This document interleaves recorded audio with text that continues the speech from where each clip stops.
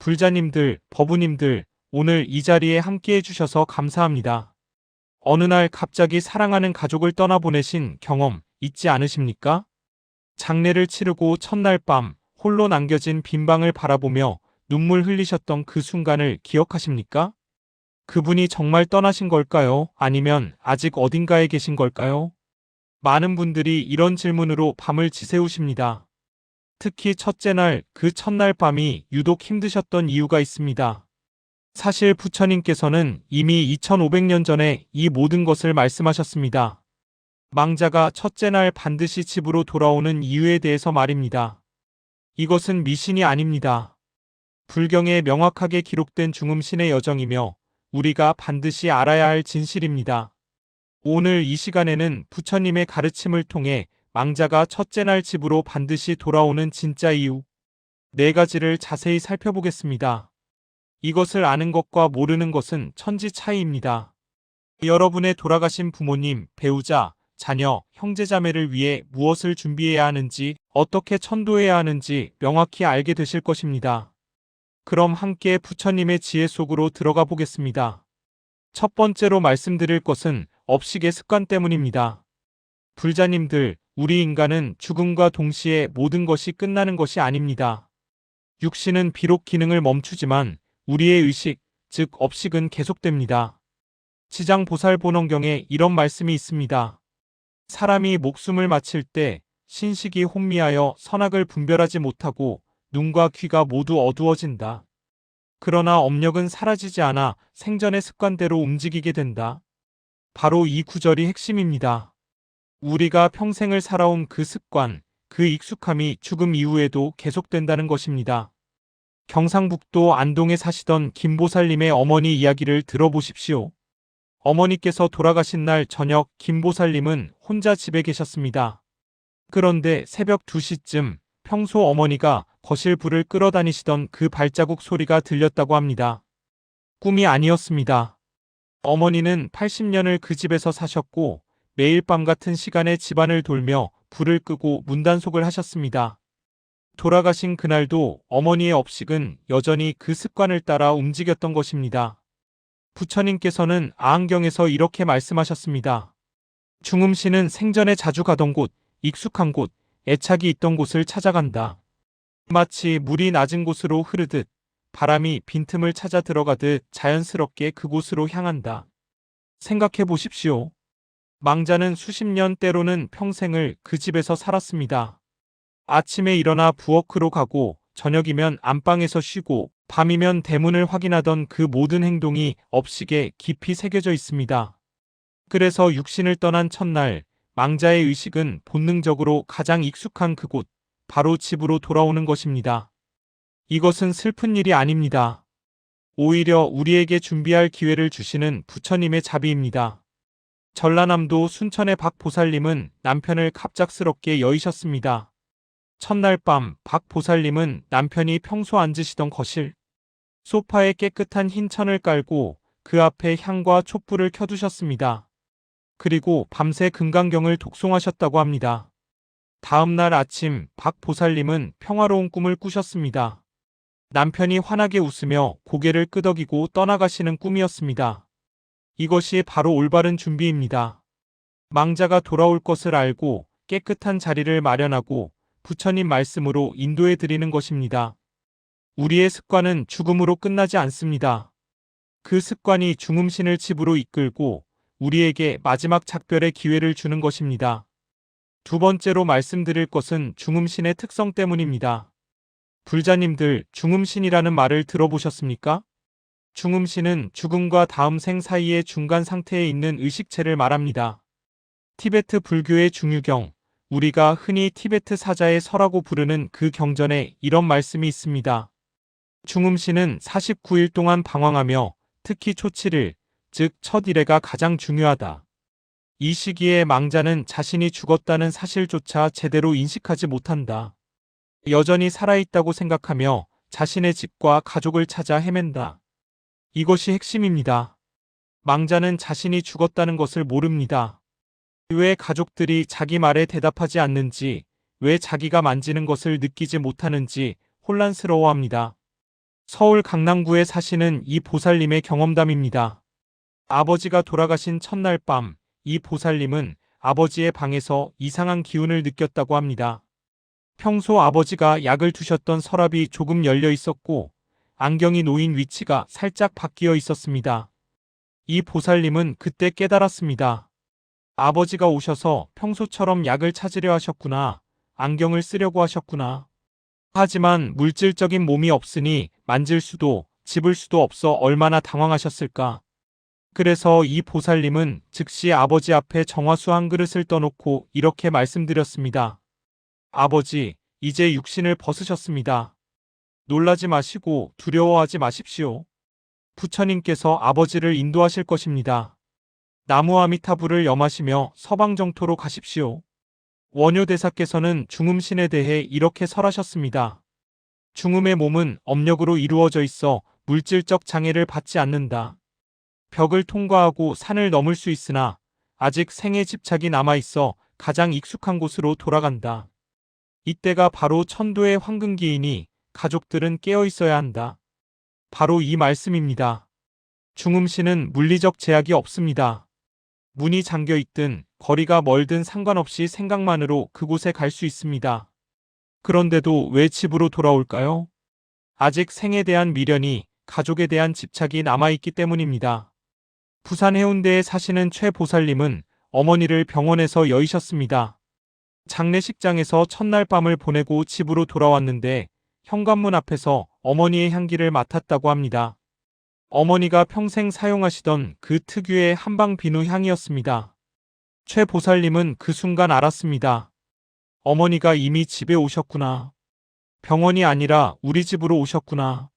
그래서 최 보살님은 집 안 곳곳에 어머니가 좋아하시던 백합꽃을 놓고 불단 앞에서 지장경을 독송하기 시작했습니다. 중음신의 특성을 알면 우리가 해야 할 일이 명확해집니다. 첫째 날부터 7일째까지 특히 첫 3일이 가장 중요합니다. 집안을 깨끗이 하고 향과 꽃을 준비하고 부처님 경전을 독송하며 망자를 인도해야 합니다. 망자는 아직 방황하고 있습니다. 자신의 상태를 이해하지 못하고 가족과 소통할 수 없어 괴로워하고 있습니다. 이때 우리가 바른 법으로 인도해 드려야 합니다. 세 번째로 말씀드릴 것은 가족에 대한 집착 때문입니다. 불자님들, 부처님께서는 집착이 윤회의 근본 원인이라고 말씀하셨습니다. 특히 가족에 대한 집착은 가장 강력한 업력 중 하나입니다. 우람분경에 이런 말씀이 있습니다. 중생이 죽음을 맞이할 때 가장 강하게 떠오르는 것이 가족에 대한 걱정이다. 자식은 잘 자랄까? 배우자는 혼자 어떻게 살까? 손주들은 누가 돌볼까? 이 걱정과 미련이 망자를 집으로 이끈다. 부처님의 이 말씀이 얼마나 정확한지 아십니까? 대구 수성구의 정보살님 이야기입니다. 정보살님의 남편은 오랜 투병 끝에 돌아가셨습니다. 남편은 생전에 늘 걱정하셨습니다. 자신이 없으면 아내가 집안일을 혼자 다 해야 한다고, 특히 보일러 관리를 어떻게 하냐고 매번 염려하셨습니다. 남편이 돌아가신 첫날 밤, 정보살님은 거실에서 잠이 들었습니다. 그런데 새벽에 보일러 돌아가는 소리에 깼습니다. 이상했습니다. 보일러를 꺼놓았는데 저절로 켜져 있었고 온도가 정확히 남편이 평소 맞춰놓던 22도로 설정되어 있었습니다. 정보살님은 그 순간 눈물을 흘렸습니다. 남편이 오셔서 마지막으로 보일러를 확인하고 가신 거구나. 아내가 추울까봐, 감기 걸릴까봐 걱정하시며 법정 스님께서는 이런 법문을 하셨습니다. 사랑하는 사람을 떠나보낸다는 것, 그것은 그 사람의 육신을 떠나보내는 것이지 인연을 끊는 것이 아니다. 업력으로 맺어진 인연은 죽음 너머까지 이어진다. 그러므로 망자를 위해 우리가 할 수 있는 최선은 집착을 내려놓게 도와주는 것이다. 그분들도 이승에서 해야 할 일을 다 마쳤으니 이제 편히 가시라고, 걱정 내려놓으시라고 말씀드려야 한다. 이것이 진정한 사랑입니다. 충청북도 청주의 한 보살님은 어머니를 갑자기 여의셨습니다. 어머니는 생전에 손주들을 너무나 사랑하셨습니다. 매일 학교 다녀오는 손주들을 기다리셨고 간식을 챙기시고 숙제를 봐주셨습니다. 돌아가신 첫날 손주들이 학교에서 돌아오는 시간에 현관에서 이상한 일이 있었습니다. 문이 저절로 조금씩 열렸다 닫혔다를 반복했고 현관 신발장에서 할머니 향수 냄새가 났다고 합니다. 할머니는 손주들이 무사히 돌아왔는지 확인하러 오신 것입니다. 그래서 이 보살님은 어머니 영정 앞에서 이렇게 말씀드렸습니다. 어머니, 아이들 잘 있습니다. 어머니가 그토록 사랑으로 키우신 아이들이니 건강하게 잘 자랄 것입니다. 이제 어머니는 이 세상 걱정 다 내려놓으시고 부처님 나라로 가십시오. 우리 모두 언젠가 다시 만날 것입니다. 그때는 윤회가 아닌 극락정토에서 만납시다. 가족에 대한 사랑은 아름답습니다. 하지만 그 사랑이 집착이 되면 망자도 남은 가족도 모두 괴롭습니다. 망자는 걱정 때문에 떠나지 못하고 중음계에서 방황하게 되고 남은 가족은 죄책감과 슬픔에서 벗어나지 못합니다. 그래서 부처님께서는 천도제를 지내라고 하셨습니다. 망자의 집착을 풀어주고 바른 길로 인도하기 위해서입니다.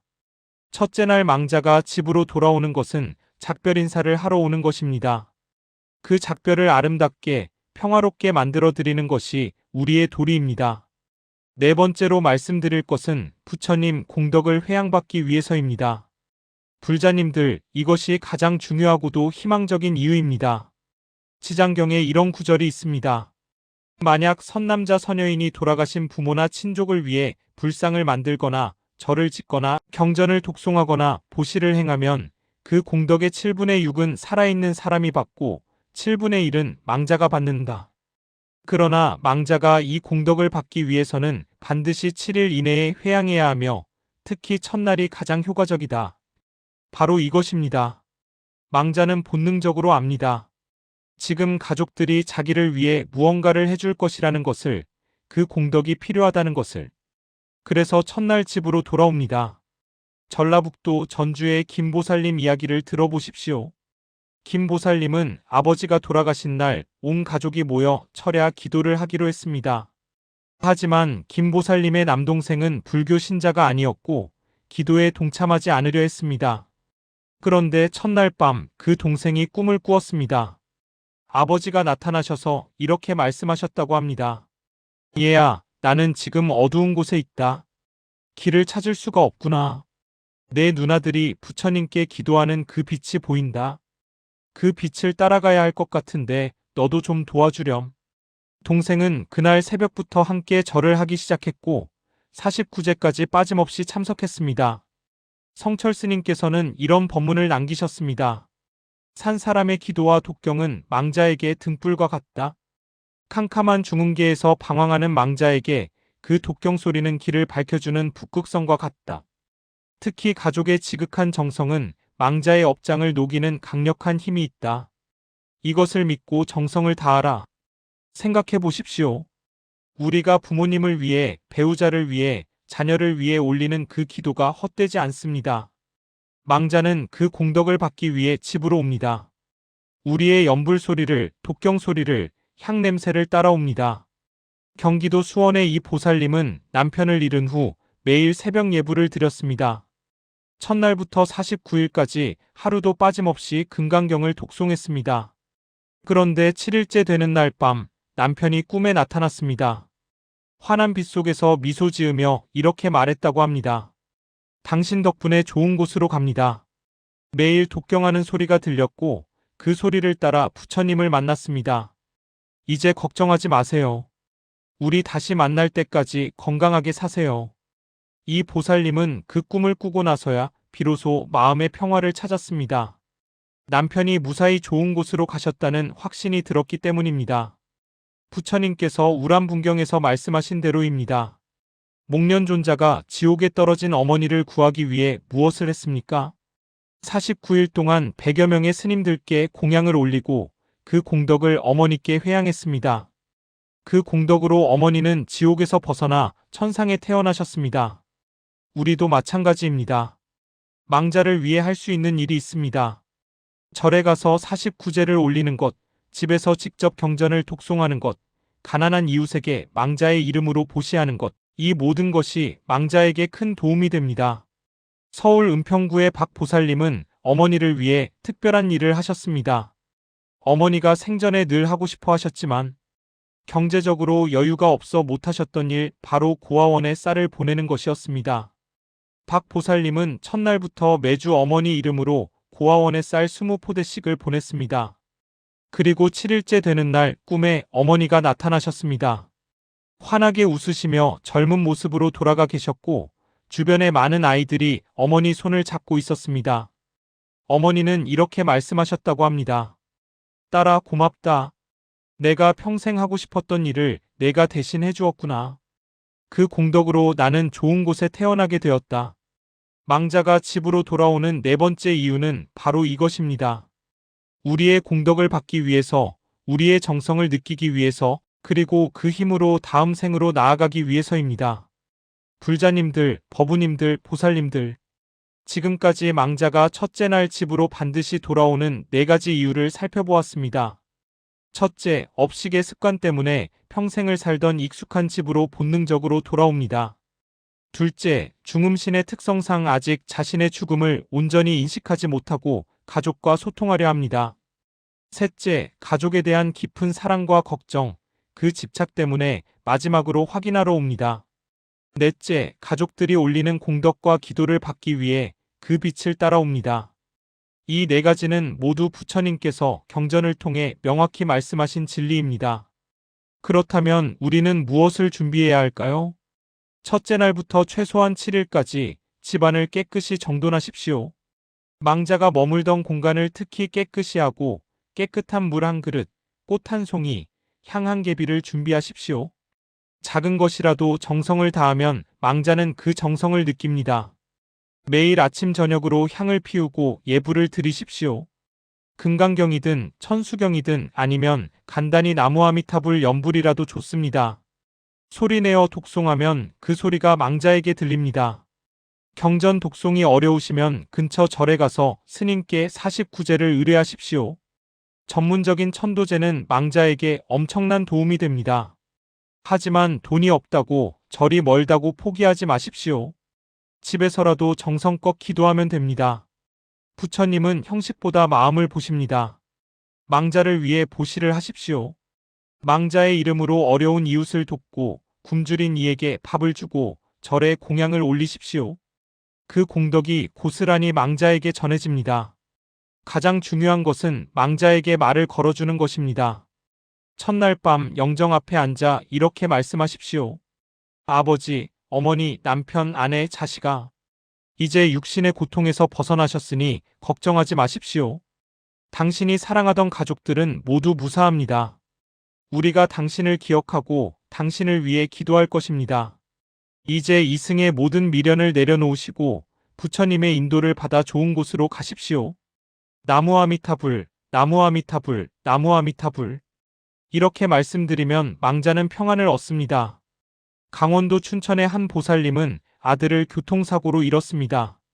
너무나 갑작스러운 죽음이었고 아들은 겨우 25이었습니다. 첫날 밤 이 보살님은 아들 방에서 밤을 새웠습니다. 아들의 옷을 만지고 아들의 책상을 쓰다듬으며 끝없이 울었습니다. 그러다 문득 정신을 차리고 이렇게 말했습니다. 아들아, 엄마가 미안하다. 너를 이렇게 보내서 미안하다. 하지만 엄마가 울기만 하면 너도 떠나지 못하고 괴로울 거야. 엄마는 이제 울음을 그치고 너를 위해 기도할게. 내가 부처님 나라에서 다시 태어나 행복하기를 매일 기도할게. 그러니 너도 이제 엄마 걱정하지 말고 편히 가렴. 우리 언젠가 극락정토에서 다시 만나자. 그날부터 이 보살님은 매일 108배를 했습니다. 49일 동안 하루도 빠짐없이 아들을 위해 절을 했습니다. 그리고 49일째 되는 날 밤 꿈을 꾸었습니다. 아들이 스님의 모습으로 나타나 미소 지으며 손을 흔들었습니다. 엄마, 저 잘 가고 있어요. 걱정 마세요. 이 보살님은 그 꿈을 꾸고 나서야 비로소 아들을 진정으로 보낼 수 있었습니다. 불자님들, 죽음은 끝이 아닙니다. 또 다른 시작입니다. 우리가 사랑하는 이들이 육신을 벗었다고 해서 그들과의 인연이 끝나는 것이 아닙니다. 오히려 이제부터가 진정으로 그들을 도울 수 있는 시간입니다. 첫째 날 망자가 집으로 돌아올 때를 놓치지 마십시오. 그날은 우리가 마지막으로 그들을 위해 무언가를 해줄 수 있는 가장 중요한 날입니다. 깨끗한 마음으로 정성스러운 기도로 진실한 회양으로 망자를 맞이하십시오. 그리고 평안히 보내드리십시오. 부처님께서는 열반경에서 이렇게 말씀하셨습니다. 모든 만남에는 이별이 있고 모든 생에는 죽음이 있다. 이것이 세상의 이치이니 슬퍼하지 말고 다만 선업을 쌓아 좋은 곳에 태어나기를 바라나라. 산자는 산자의 도리를 다하고 간자는 간 자의 길을 가게 하라. 이것이 부처님의 가르침입니다. 오늘 이 영상을 보신 여러분께 간곡히 부탁드립니다. 지금 이 순간에도 가족을 잃고 슬퍼하시는 분들이 계십니다. 망자를 어떻게 보내드려야 할지 몰라 방황하시는 분들이 계십니다. 이 영상을 그분들과 나눠주십시오. 좋아요를 눌러주시고 댓글로 여러분의 경험을 나눠주십시오. 여러분의 이야기가 누군가에게는 큰 위로가 될 것입니다. 구독과 알림 설정도 잊지 마십시오. 앞으로도 계속해서 부처님의 지혜로 여러분의 삶을 밝히는 영상을 만들겠습니다. 마지막으로 오늘 이 법문을 통해 쌓인 공덕을 모든 망자들께 회양합니다. 이승을 떠나 중흥계를 방황하는 모든 영가들이 부처님의 자비광명을 만나 극락정토에 왕생하시기를 간절히 기원합니다. 특히 부모 없는 어린 영가들, 가족 없이 홀로 떠난 외로운 영가들, 갑작스런 사고로 준비 없이 떠난 영가들이 모두 부처님의 인도를 받아 고통에서 벗어나시기를 발언합니다. 나무 아미타불, 나무 아미타불, 나무 아미타불. 원앙생극락, 원앙생극락, 원앙생극락. 불자님들, 법우님들, 보살님들. 오늘도 이렇게 함께 해주셔서 진심으로 감사드립니다. 부처님의 자비와 가피가 여러분과 여러분의 가족, 그리고 모든 조상영가들께 두루 미치기를 기원합니다. 항상 건강하시고 평안하십시오. 나무석가모니불, 나무석가모니불, 나무석가모니불. 불자님들, 법우님들, 오늘 이 자리에 함께 해주셔서 감사합니다. 어느 날 갑자기 사랑하는 가족을 떠나보내신 경험 있지 않으십니까? 장례를 치르고 첫날 밤 홀로 남겨진 빈방을 바라보며 눈물 흘리셨던 그 순간을 기억하십니까? 그분이 정말 떠나신 걸까요? 아니면 아직 어딘가에 계신 걸까요? 많은 분들이 이런 질문으로 밤을 지새우십니다. 특히 첫째 날, 그 첫날 밤이 유독 힘드셨던 이유가 있습니다. 사실 부처님께서는 이미 2500년 전에 이 모든 것을 말씀하셨습니다. 망자가 첫째 날 반드시 집으로 돌아오는 이유에 대해서 말입니다. 이것은 미신이 아닙니다. 불경에 명확하게 기록된 중음신의 여정이며 우리가 반드시 알아야 할 진실입니다. 오늘 이 시간에는 부처님의 가르침을 통해 망자가 첫째 날 집으로 반드시 돌아오는 진짜 이유 4가지를 자세히 살펴보겠습니다. 이것을 아는 것과 모르는 것은 천지 차이입니다. 여러분의 돌아가신 부모님, 배우자, 자녀, 형제자매를 위해 무엇을 준비해야 하는지, 어떻게 천도해야 하는지 명확히 알게 되실 것입니다. 그럼 함께 부처님의 지혜 속으로 들어가 보겠습니다. 첫 번째로 말씀드릴 것은 업식의 습관 때문입니다. 불자님들, 우리 인간은 죽음과 동시에 모든 것이 끝나는 것이 아닙니다. 육신은 비록 기능을 멈추지만 우리의 의식, 즉 업식은 계속됩니다. 지장보살본원경에 이런 말씀이 있습니다. 사람이 목숨을 마칠 때 신식이 혼미하여 선악을 분별하지 못하고 눈과 귀가 모두 어두워진다. 그러나 업력은 사라지지 않아 생전의 습관대로 움직이게 된다. 바로 이 구절이 핵심입니다. 우리가 평생을 살아온 그 습관, 그 익숙함이 죽음 이후에도 계속된다는 것입니다. 경상북도 안동에 사시던 김보살님의 어머니 이야기를 들어보십시오. 어머니께서 돌아가신 날 저녁 김보살님은 혼자 집에 계셨습니다. 그런데 새벽 2시쯤 평소 어머니가 거실 불을 끌어다니시던 그 발자국 소리가 들렸다고 합니다. 꿈이 아니었습니다. 어머니는 80년을 그 집에서 사셨고 매일 밤 같은 시간에 집안을 돌며 불을 끄고 문단속을 하셨습니다. 돌아가신 그날도 어머니의 업식은 여전히 그 습관을 따라 움직였던 것입니다. 부처님께서는 아한경에서 이렇게 말씀하셨습니다. 중음신은 생전에 자주 가던 곳, 익숙한 곳, 애착이 있던 곳을 찾아간다. 마치 물이 낮은 곳으로 흐르듯 바람이 빈틈을 찾아 들어가듯 자연스럽게 그곳으로 향한다. 생각해 보십시오. 망자는 수십 년 때로는 평생을 그 집에서 살았습니다. 아침에 일어나 부엌으로 가고 저녁이면 안방에서 쉬고 밤이면 대문을 확인하던 그 모든 행동이 업식에 깊이 새겨져 있습니다. 그래서 육신을 떠난 첫날 망자의 의식은 본능적으로 가장 익숙한 그곳, 바로 집으로 돌아오는 것입니다. 이것은 슬픈 일이 아닙니다. 오히려 우리에게 준비할 기회를 주시는 부처님의 자비입니다. 전라남도 순천의 박 보살님은 남편을 갑작스럽게 여의셨습니다. 첫날 밤 박 보살님은 남편이 평소 앉으시던 거실 소파에 깨끗한 흰 천을 깔고 그 앞에 향과 촛불을 켜두셨습니다. 그리고 밤새 금강경을 독송하셨다고 합니다.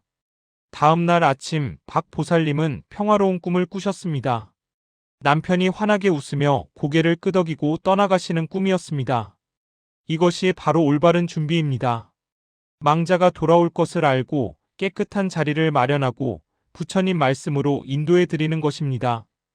우리의 습관은 죽음으로 끝나지 않습니다. 그 습관이 중음신을 집으로 이끌고 우리에게 마지막 작별의 기회를 주는 것입니다. 두 번째로 말씀드릴 것은 중음신의 특성 때문입니다.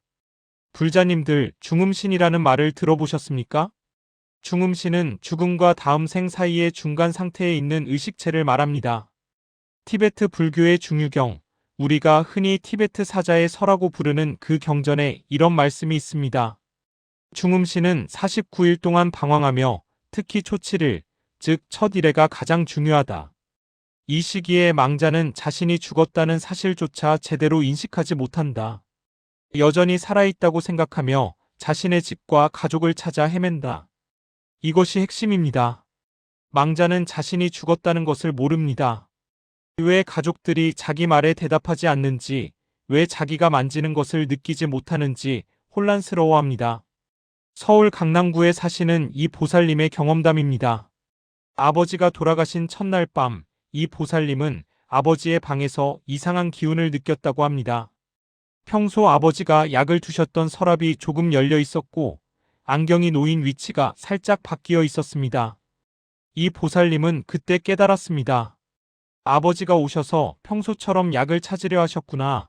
안경을 쓰려고 하셨구나. 하지만 물질적인 몸이 없으니 만질 수도 집을 수도 없어 얼마나 당황하셨을까. 그래서 이 보살님은 즉시 아버지 앞에 정화수 한 그릇을 떠놓고 이렇게 말씀드렸습니다. 아버지, 이제 육신을 벗으셨습니다. 놀라지 마시고 두려워하지 마십시오. 부처님께서 아버지를 인도하실 것입니다. 나무 아미타불을 염하시며 서방정토로 가십시오. 원효대사께서는 중음신에 대해 이렇게 설하셨습니다. 중음의 몸은 업력으로 이루어져 있어 물질적 장애를 받지 않는다. 벽을 통과하고 산을 넘을 수 있으나 아직 생의 집착이 남아있어 가장 익숙한 곳으로 돌아간다. 이때가 바로 천도의 황금기이니 가족들은 깨어 있어야 한다. 바로 이 말씀입니다. 중음신은 물리적 제약이 없습니다. 문이 잠겨 있든 거리가 멀든 상관없이 생각만으로 그곳에 갈 수 있습니다. 그런데도 왜 집으로 돌아올까요? 아직 생에 대한 미련이, 가족에 대한 집착이 남아있기 때문입니다. 부산 해운대에 사시는 최 보살님은 어머니를 병원에서 여의셨습니다. 장례식장에서 첫날 밤을 보내고 집으로 돌아왔는데 현관문 앞에서 어머니의 향기를 맡았다고 합니다. 어머니가 평생 사용하시던 그 특유의 한방 비누 향이었습니다. 최 보살님은 그 순간 알았습니다. 어머니가 이미 집에 오셨구나. 병원이 아니라 우리 집으로 오셨구나. 그래서 최 보살님은 집 안 곳곳에 어머니가 좋아하시던 백합꽃을 놓고 불단 앞에서 지장경을 독송하기 시작했습니다. 중음신의 특성을 알면 우리가 해야 할 일이 명확해집니다. 첫째 날부터 7일째까지 특히 첫 3일이 가장 중요합니다. 집안을 깨끗이 하고 향과 꽃을 준비하고 부처님 경전을 독송하며 망자를 인도해야 합니다. 망자는 아직 방황하고 있습니다. 자신의 상태를 이해하지 못하고 가족과 소통할 수 없어 괴로워하고 있습니다. 이때 우리가 바른 법으로 인도해 드려야 합니다. 세 번째로 말씀드릴 것은 가족에 대한 집착 때문입니다. 불자님들, 부처님께서는 집착이 윤회의 근본 원인이라고 말씀하셨습니다. 특히 가족에 대한 집착은 가장 강력한 업력 중 하나입니다. 우람분경에 이런 말씀이 있습니다. 중생이 죽음을 맞이할 때 가장 강하게 떠오르는 것이 가족에 대한 걱정이다. 자식은 잘 자랄까? 배우자는 혼자 어떻게 살까? 손주들은 누가 돌볼까? 이 걱정과 미련이 망자를 집으로 이끈다. 부처님의 이 말씀이 얼마나 정확한지 아십니까? 대구 수성구의 정보살님 이야기입니다. 정보살님의 남편은 오랜 투병 끝에 돌아가셨습니다. 남편은 생전에 늘 걱정하셨습니다. 자신이 없으면 아내가 집안일을 혼자 다 해야 한다고, 특히 보일러 관리를 어떻게 하냐고 매번 염려하셨습니다. 남편이 돌아가신 첫날 밤, 정보살님은 거실에서 잠이 들었습니다. 그런데 새벽에 보일러 돌아가는 소리에 깼습니다. 이상했습니다. 보일러를 꺼놓았는데 저절로 켜져 있었고, 온도가 정확히 남편이 평소 맞춰놓던 22도로 설정되어 있었습니다. 정보살님은 그 순간 눈물을 흘렸습니다. 남편이 오셔서 마지막으로 보일러를 확인하고 가신 거구나. 아내가 추울까봐, 감기 걸릴까봐 걱정하시며, 법정 스님께서는 이런 법문을 하셨습니다. 사랑하는 사람을 떠나보낸다는 것, 그것은 그 사람의 육신을 떠나보내는 것이지 인연을 끊는 것이 아니다. 업력으로 맺어진 인연은 죽음 너머까지 이어진다. 그러므로 망자를 위해 우리가 할 수 있는 최선은 집착을 내려놓게 도와주는 것이다. 그분들도 이승에서 해야 할 일을 다 마쳤으니 이제 편히 가시라고, 걱정 내려놓으시라고 말씀드려야 한다. 이것이 진정한 사랑입니다. 충청북도 청주의 한 보살님은 어머니를 갑자기 여의셨습니다. 어머니는 생전에 손주들을 너무나 사랑하셨습니다. 매일 학교 다녀오는 손주들을 기다리셨고, 간식을 챙기시고 숙제를 봐주셨습니다. 돌아가신 첫날, 손주들이 학교에서 돌아오는 시간에 현관에서 이상한 일이 있었습니다. 문이 저절로 조금씩 열렸다 닫혔다를 반복했고, 현관 신발장에서 할머니 향수 냄새가 났다고 합니다. 할머니는 손주들이 무사히 돌아왔는지 확인하러 오신 것입니다. 그래서 이 보살님은 어머니 영정 앞에서 이렇게 말씀드렸습니다. 어머니, 아이들 잘 있습니다. 어머니가 그토록 사랑으로 키우신 아이들이니 건강하게 잘 자랄 것입니다.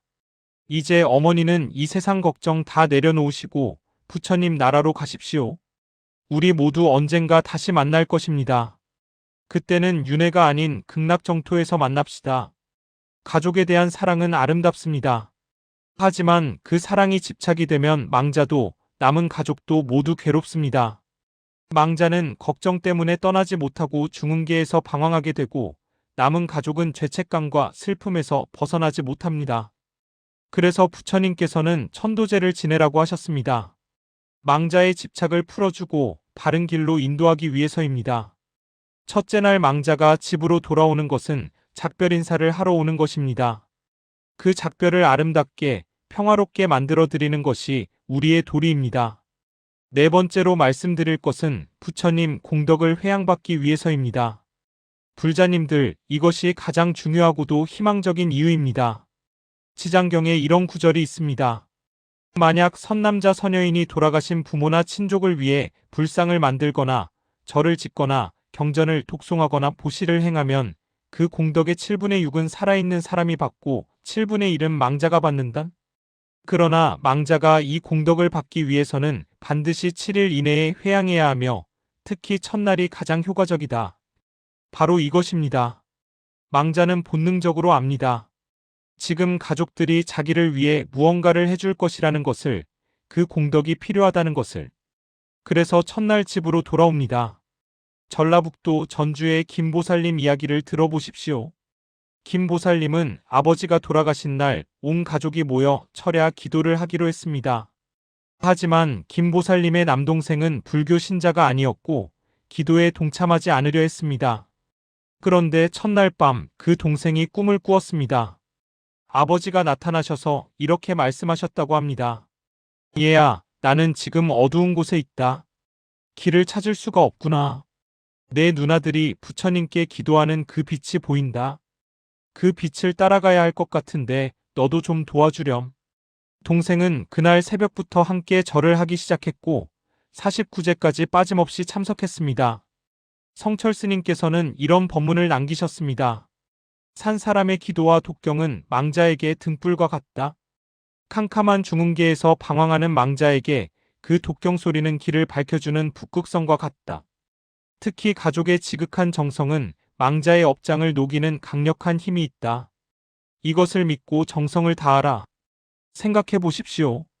우리가 부모님을 위해, 배우자를 위해, 자녀를 위해 올리는 그 기도가 헛되지 않습니다. 망자는 그 공덕을 받기 위해 집으로 옵니다. 우리의 연불 소리를, 독경 소리를, 향 냄새를 따라옵니다. 경기도 수원의 이 보살님은 남편을 잃은 후 매일 새벽 예불을 드렸습니다. 첫날부터 49일까지 하루도 빠짐없이 금강경을 독송했습니다. 그런데 7일째 되는 날 밤 남편이 꿈에 나타났습니다. 환한 빛 속에서 미소 지으며 이렇게 말했다고 합니다. 당신 덕분에 좋은 곳으로 갑니다. 매일 독경하는 소리가 들렸고 그 소리를 따라 부처님을 만났습니다. 이제 걱정하지 마세요. 우리 다시 만날 때까지 건강하게 사세요. 이 보살님은 그 꿈을 꾸고 나서야 비로소 마음의 평화를 찾았습니다. 남편이 무사히 좋은 곳으로 가셨다는 확신이 들었기 때문입니다. 부처님께서 우람분경에서 말씀하신 대로입니다. 목련존자가 지옥에 떨어진 어머니를 구하기 위해 무엇을 했습니까? 49일 동안 100여 명의 스님들께 공양을 올리고 그 공덕을 어머니께 회양했습니다. 그 공덕으로 어머니는 지옥에서 벗어나 천상에 태어나셨습니다. 우리도 마찬가지입니다. 망자를 위해 할 수 있는 일이 있습니다. 절에 가서 49제를 올리는 것, 집에서 직접 경전을 독송하는 것, 가난한 이웃에게 망자의 이름으로 보시하는 것, 이 모든 것이 망자에게 큰 도움이 됩니다. 서울 은평구의 박 보살님은 어머니를 위해 특별한 일을 하셨습니다. 어머니가 생전에 늘 하고 싶어 하셨지만 경제적으로 여유가 없어 못하셨던 일, 바로 고아원에 쌀을 보내는 것이었습니다. 박 보살님은 첫날부터 매주 어머니 이름으로 고아원에 쌀 20포대씩을 보냈습니다. 그리고 7일째 되는 날 꿈에 어머니가 나타나셨습니다. 환하게 웃으시며 젊은 모습으로 돌아가 계셨고 주변의 많은 아이들이 어머니 손을 잡고 있었습니다. 어머니는 이렇게 말씀하셨다고 합니다. 딸아, 고맙다. 내가 평생 하고 싶었던 일을 내가 대신 해주었구나. 그 공덕으로 나는 좋은 곳에 태어나게 되었다. 망자가 집으로 돌아오는 네 번째 이유는 바로 이것입니다. 우리의 공덕을 받기 위해서, 우리의 정성을 느끼기 위해서, 그리고 그 힘으로 다음 생으로 나아가기 위해서입니다.